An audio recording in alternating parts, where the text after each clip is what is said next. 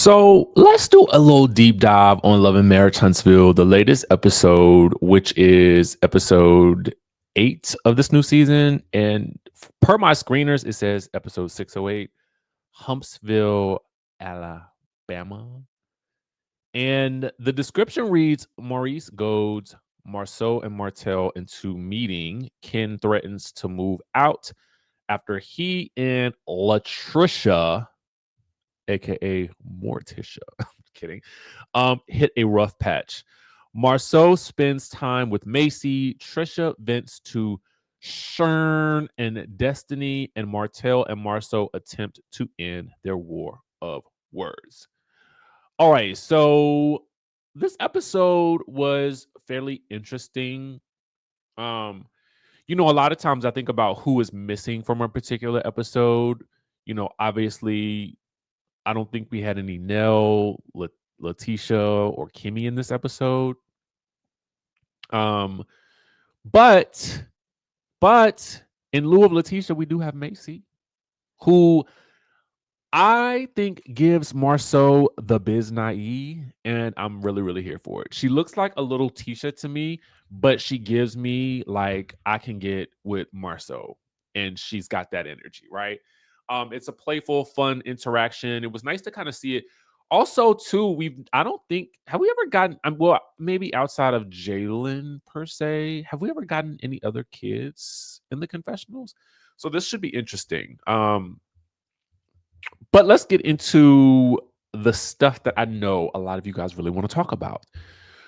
Chris Fletcher has a conversation with with Martell where he basically describes the two of them, Martell and Marceau, as two big bees arguing. All right. And I just could not help but chuckle because if you look back at all those scenes of Chris Fletcher, when they did the flashback of all the scenes where Martell and Marceau are going at it, is it just me or does Sleepy Chris always just look like he's asleep at the wheel? I mean, I just there is an emoji now that looks sleepy. I use it frequently because it literally just sometimes communicates my utter disdain for something. Like, I am either bored with this, I'm tired of that, I'm over it, and I just use it a lot. If you know which emoji I'm talking about, drop it in the chat. It has got some droopy eyes and it just looks like the person is tired. That is what Sleepy Chris, looks like to me in most scenes that he's in. I think that's just his general disposition on the show. And that's just the energy he gives. It's very sleepy until maybe you go to his Instagram or his TikTok and you see him MC Hammer style dancing up a storm. So he essentially is like, y'all been going around the mulberry bush about this whole situation from the beginning of time, okay? And I too am weary of this. So maybe the two of you guys need to just have a one-on-one ponderosa because listen, if y'all know y'all got dirt on each other, then just agree to not speak on each other and keep it pushing. And I don't know how long I have been screaming this season, because again, Marceau and Latricia did a live where they basically told us they are not friends with Martell and they would only be interacting with him because of this show. And they also told us that they were not going to let anybody write their story for them, i.e., Martell doing the interview with the woman who is let me put the alleged badge up here because I mean, the way that Martell treats that interview that he and Ariane did with the lady that was allegedly brought to Las Vegas for Marceau and maybe by proximity Maurice, for which Martell claims he was just simply a witness in the room, voyeuristic style, watching the wham bam thank you ma'am allegedly go down, right? Similarly, Martell has told us that he watched a wham bam thank you ma'am with Latricia and some person from way back in the day, starting this voyeuristic journey quite early, I would say. Wouldn't you say? So, given that there is that happening, um, maybe just stop watching these people, allegedly. I think the problem for me now is that Martell now is treating that interview like it was a very, very bad decision for himself. I would tend to agree. I mean, here's the thing, whether or not anybody believed this young lady and him, I think that the way they went about doing it, it felt very backwoods. And therefore, the credibility felt a little bit shot by it. Listen, people may believe what they want to believe about Marceau, and that still may ring true. I don't think that that interview swayed people one way or another. They either already believe that and will still believe it, or they didn't believe it and they watched that, thought it was some coonery, and still don't believe it. Which camp do you fall into? Chime down in the chat.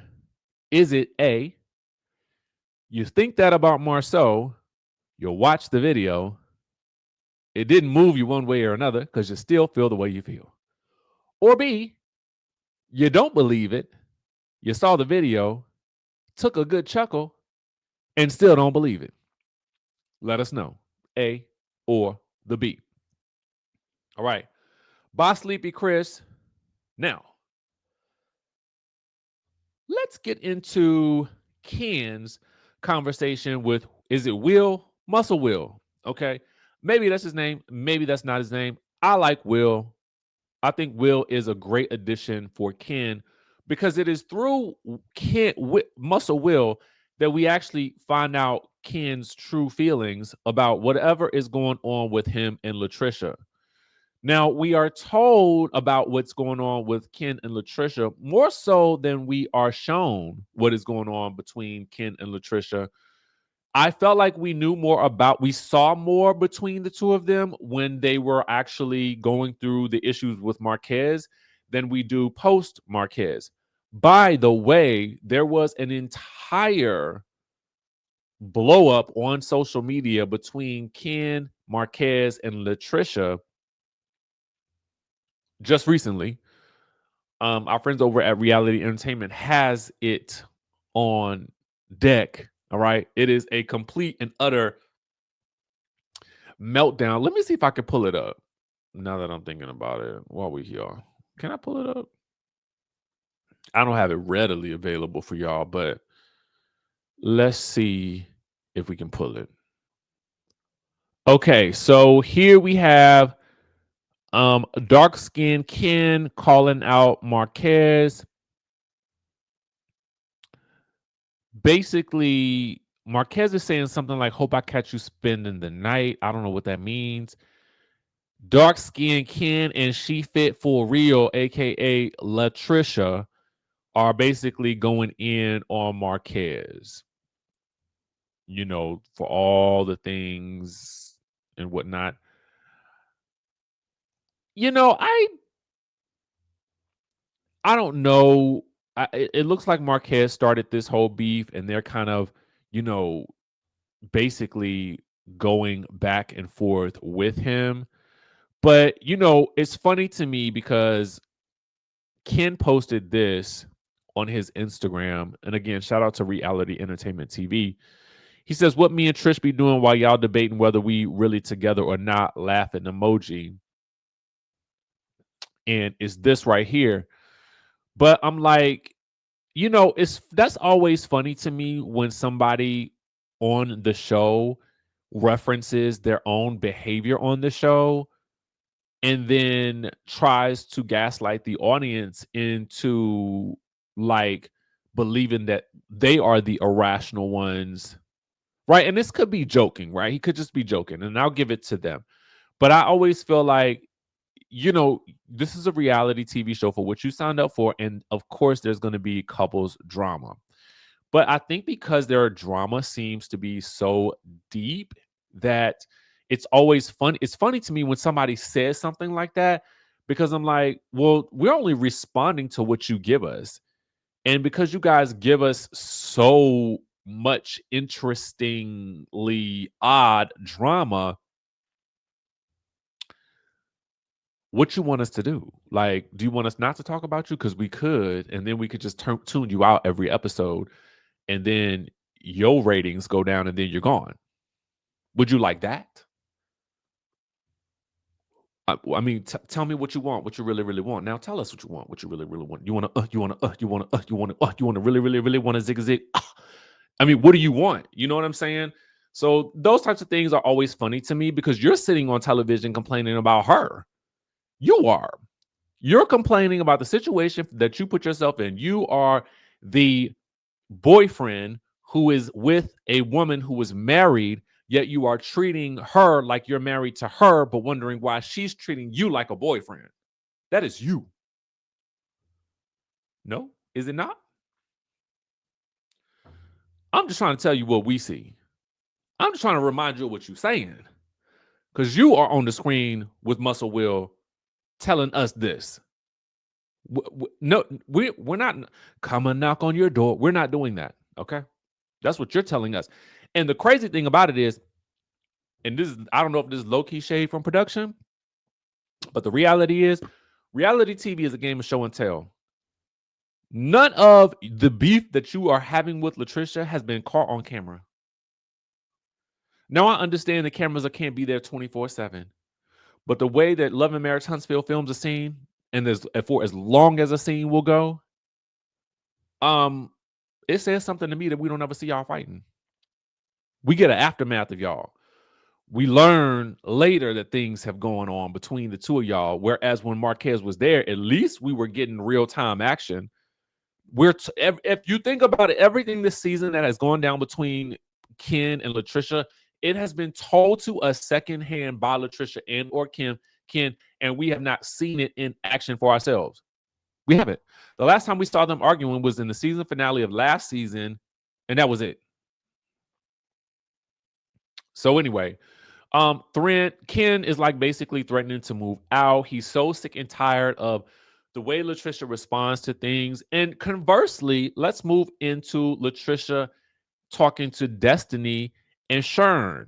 Shern, for those of you guys that don't recall, is Latricia's good Judy, aka best friend, sister circle, home girl round the way, all of that. Day one, A1, whatever.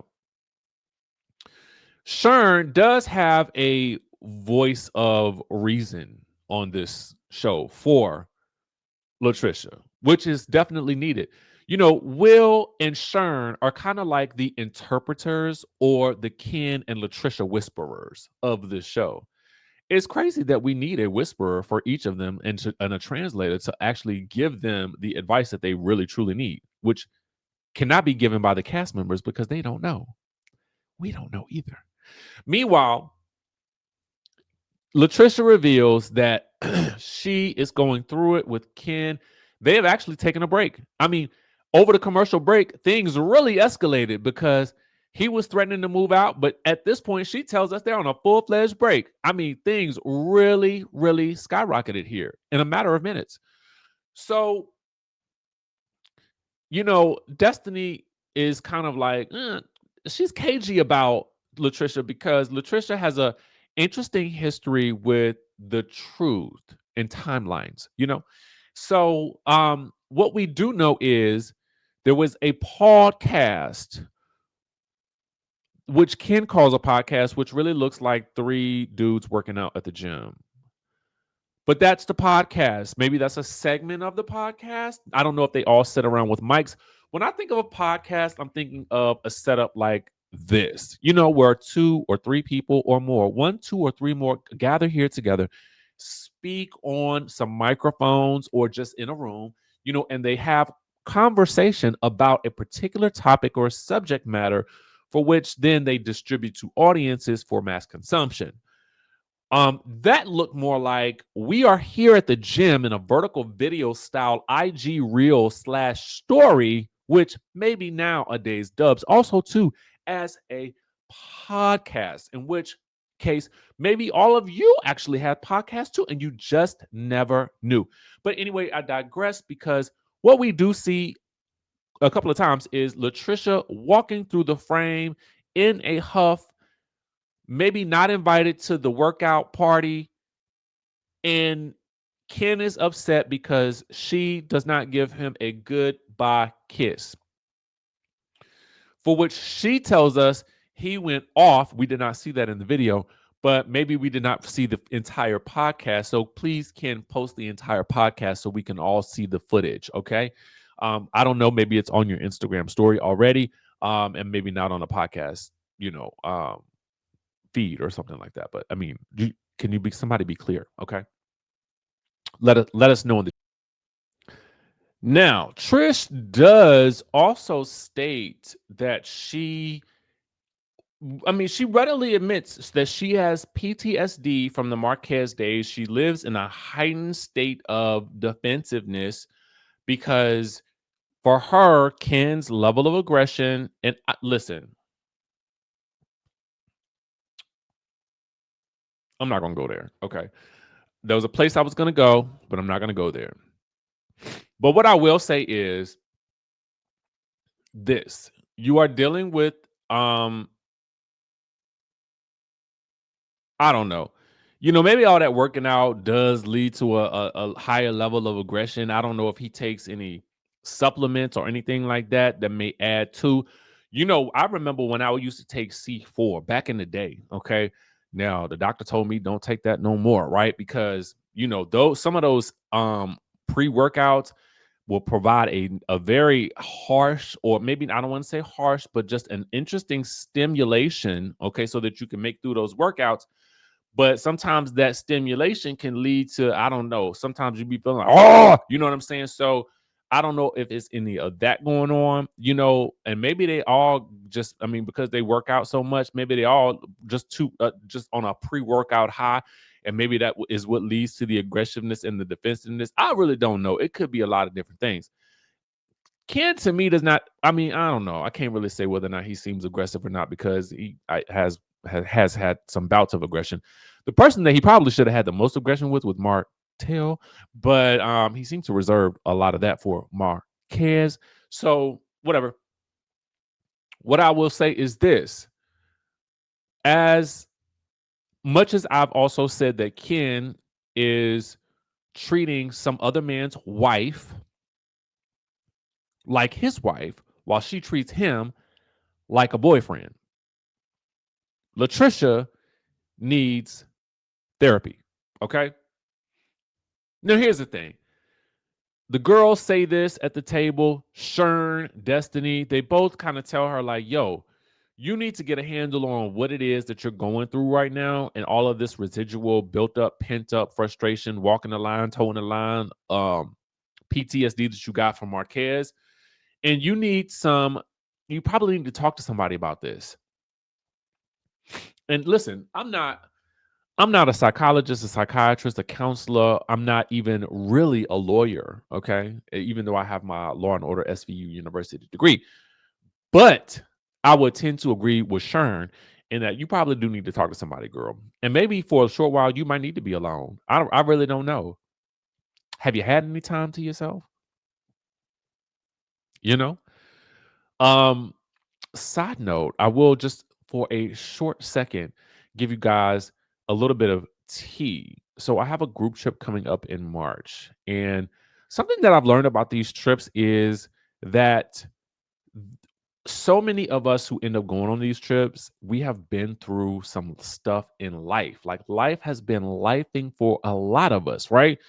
So when we do go on these trips, like to Bali and to Thailand, they become these experiences that really elevate us all. And I find that so many of us generally need that time.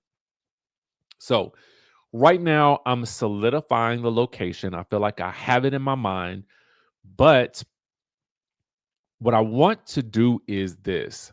if you are interested in this group trip, I want you to type in the word group trip to 202-918-3386. That is 202-918-3386. Just type in group trip, all caps, one word or two words, whatever works for you. And then I will give you the details on the group trip as soon as I get approval on this destination. Okay. So I want you to do that because like Trisha, so many of us have been keeping these things bottled up inside.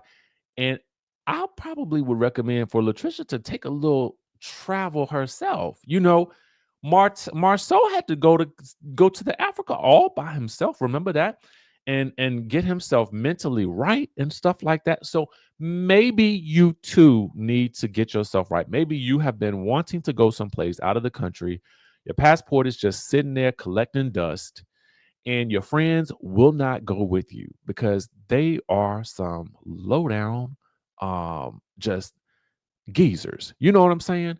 They don't ever want to go nowhere. They don't ever want to do right when it comes time to making their deposits. And so you want to try to travel someplace and get some and have your own little love, eat, pray moment. Okay. So we're going to be going someplace with some really good food, some really good sights, some adventure. And you've seen this location on your television screens. Let me just say that most definitely. Okay. So type in group trip to 202-918-3386, and I will send you information as it becomes available. All right. Now, with that being said, Latricia, go and call somebody, girl. Get some counseling. Maybe you guys both need to go because he got some issues too. Okay. All right. Next up, Martell and Marsau. So much of this conversation has been a long time in the making, because I always state that the one on one conversation between two people on a cast is always, I don't know, I feel like it's a treasure trove of just interesting dialogue and sometimes a battle of the wits. Now, in this case, I would say that the two people involved, their levels of wit are just a bit different. Marceau is a bit more highbrow with his shade, with his reads, with his retorts, with his commentary, just in general. And I feel like he can typically run laps around Martell because what Marceau is able to do is frustrate Martell emotionally. And Marceau, to his credit, is just really good at that with people in general. So he is typically able to railroad a conversation in his favor, no matter what the situation may be. However, comma.org, I do agree with quite a few things that Marceau has stated in this conversation. If I were to just simply look at this objectively, this all started, in my opinion, when Martell, as the flashback show, basically insinuated that Marceau has slept with 20 women's. Okay, 20 women's. All right. We don't know whether or not those women bought shoes that came out of a box or not. Okay. And that is sad. So allegedly. All right. So for Marceau, he's like, listen, you say stuff about me, and then I have to come back and I have to either correct it or I have to now blast you because you have been trying to basically take me down the same road that you have gone down in your life, except that you have a baby. And so that is a stark bit of well, I mean, it's just a world of difference between whatever has occurred in the past, allegedly, that you are saying that I have done. There is proof to yours, meaning you have a baby by another woman that was not your wife.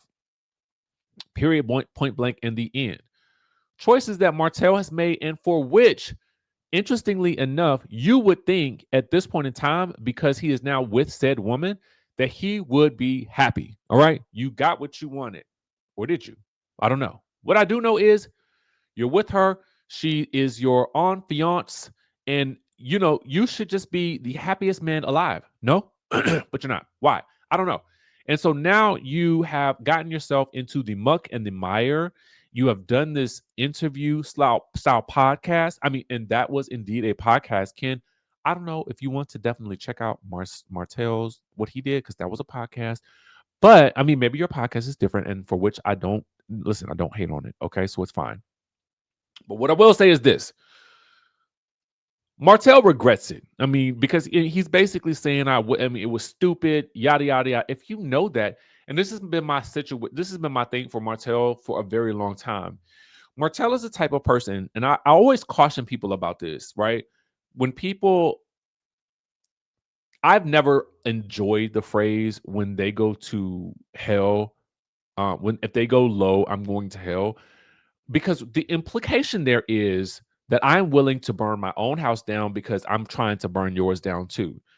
And that to me, absolutely, it does not really make as much sense as I think it is, as it's probably. It sounds good. It sounds fierce. It sounds like you're willing to go the distance. Go the distance on it. But in all actuality, what you end up doing is you end up burning your own house down. Now, I don't know what kind of insurance he has, but I don't think that's any good, right? So why burn your own house down to burn somebody else's house down? I'm not going to give you that much energy in my life to burn what I got going on down because I don't like you and something that you said about me. The significance of you over there it can't be, a person can't be that significant to me in any way, shape, or form for me to want to go there with them. Like, it has to be, this is my belief, right? My belief system tells me that I've got to keep going, right? And in order for me to keep going under any and all circumstances, I've got to keep my eyes on the prize.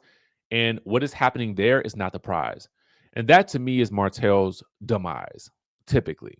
That typically leads to his demise because he's so focused on what is going on here, there, and there that he's not focused on whatever the prize is, builder's license, but whatever the prize is or should be in order for him to be his most successful self. Because he is trying to get back at this person, that person, that person for the perceived hurts that he has had, he spends so much time and energy going after those people versus doing the things that would put him at a higher level. Because most times it is the best revenge, as Beyonce says, is your paper. Okay. Um, and elevation. Elevation. Why take yourself from here to go here to meet someone else? That's giving them power and leverage. No, if you stay up here and you keep it moving, they in their rearview mirror and they're gonna always be talking. But that's just, I don't know. I don't know. Anyway, so listen, he regrets it. At the end of the day, I felt like he just wants it all to stop magically after he's, set fire to the fields, burned all the apple trees down, and now ain't no more apples for nobody to eat. Marceau is basically like, listen, I've just been defending myself all these years, and I feel like you don't like it now that I've elevated and you took a nosedive during your period of time where you were so hell bent on trying to get revenge on Melody for you doing what you did, okay, and her having to move on. But whatever the case may be, um, ultimately they decide that, listen, I'm not going to talk about you. You don't talk about me. And there we have an agreement. And that is the agreement that I felt like they should have come to a long time ago, especially if you guys were friends. And even if there were things that you did and you watched too, and who did what and woo woo. I mean, there is a level of a code I feel like most friendships should have. And I feel like a part of that code is, listen, whatever you said or whatever happened between with us when we were friends, that stays in a locked vault, because I just don't believe in making those types of moves when we're not friends. And when I tell you this life lesson, when you encounter people that break that G code, I just feel like that you should never ever go back to that person. Okay? I do believe that you can forgive a person, but I just feel like you have basically, because I feel like there should be and it goes for anybody, relationships. You know, I feel like there's a deeper level code about things that may have been told to you if you were in a marriage or a partnership or a friendship. I feel like the secrets that you guys had at that point in time need to stay. Well, not really the secrets. I just feel like the it's not even that. It's just like I just feel like if you got a best friend, let's put it like this. If you got a best friend, you likely know everything about that person, right? You might know things about them medically. You might know things about who they've been with. You might know things about their marriage. You might know things about, you know what I'm saying, their family that they would probably never want other people to know. Or conversely, they would know those same things about you. Or let's say you are in a marriage and you get divorced. You know so much about your partner. You know so much about that person. Why would you go and then blast them for things that you knew about when you were in that relationship? I just feel like that's something that you just don't do, right? Handle it privately, mediate in court. That's how I feel. Like, I mean, as adults, like that's what aren't isn't that what people are doing, right? Like, handle your disagreements privately. And I know this is a show, right? So there's an element that I think also has to be addressed about the two of them, which is there is a show here, and so much of their dysfunction, it has been fodder for entertainment. So that tends to be magnified. But I just feel like at the core of their argument is this element of we were once friends. You once did things for me. I once did things for you. So now let's stop putting those things out there for each. Like, for instance, this $20,000, the buyout, who gave who money, those types of things. If you did those things as friends, or if you did those things because of a great love for each other as friends, you cannot therefore then throw it in each other's face when after the fact, right? Because if that was the case, then you shouldn't have done it. So I'm advocating for a little bit of emotional maturity here, for which I understand that because of the nature of reality TV, that comes I mean, sometimes that goes out the window when it comes to heightened situations. Because make no mistake, when there are cameras on you and situations get elevated and other people are present, it becomes a totally different ballgame. And if you've never been on reality TV, if you've never had that amount of cameras on you at one point in time, it's very hard for you to imagine. But that's why I always tell y'all, like, when the energy is going up in a situation, it's gonna go down because of the heat of the moment. Think about when you're in an argument with your significant other or a friend or anybody. If you're in private, that argument is already on 10, but magnify that by it being in the mix of a filming environment where you have potentially three cameramen, right? You have your boom operators who are operating the booms, right? You're already mic'd. So what that tells you is there is a control room, right? There's typically a group of people, producers and line producers, who are also watching the scene or listening from the van or from some other setup in some other room where they can hear what's going on and they can make their notes about it. And then they can use those notes for confessionals and interviews later. And you think about all of this is why when situations explode on a reality TV show, I can actually empathize with what's happening because I know. And so when you know that, it kind of you look at the scene a little bit differently. You know what I'm saying? So anyway, that was oh God. When I tell y'all we did a deep dive today, we did a deep dive. I hope y'all enjoyed it. If you did, let me know in the comment section down below. If you disagree with something I said, please let me know. I mean, I'm fine with that. As long as you make it educational at the same time, like utilize the same level of intellect that I used when I was giving it. All right. How about that? Actually, I would have done this live, but to be quite fair, I don't know if you guys would have noticed, but if you notice any pauses in the video is because I literally paused the recording and I had to sneeze or blow my nose, because I will let you guys know I was in New York this weekend and I was taking the train late last night, and it was so cold on there. So this happens to me on airplanes, and it happens to me on trains. Wherein whenever it is like a dry environment like that, the next day my allergies are haywire. So I apologize. I really wanted to do this live, but still we persist and we go on and we do what we need to do. But with that being said, if you haven't subscribed to the channel, go ahead and do so. Make sure you guys tune in and tap in to Love and Marriage Huntsville. This week we have, I think, Salt Lake City is back on Tuesday. I'm super excited about that. Potomac is back on October the 5th. Bell Collective is back October the 3rd. Y'all, we are eating this fall. So make sure you guys keep it locked on the channel because we're going to be going over it all. With that being said, also, too, as a reminder, text group trip to 202-918-3386. I'll put it in the description of this video. And that way you can get the tea on when we are dropping that trip. And believe you me, because I have been polling the people who have been on the past trips, it is going to go fast. Okay. And you don't want to miss this, especially if you have been in need of a getaway. And I know like right now, a lot of y'all could use a getaway. We had been talking about doing Costa Rica for a writer's retreat. I had to postpone that just to give you guys an update on that.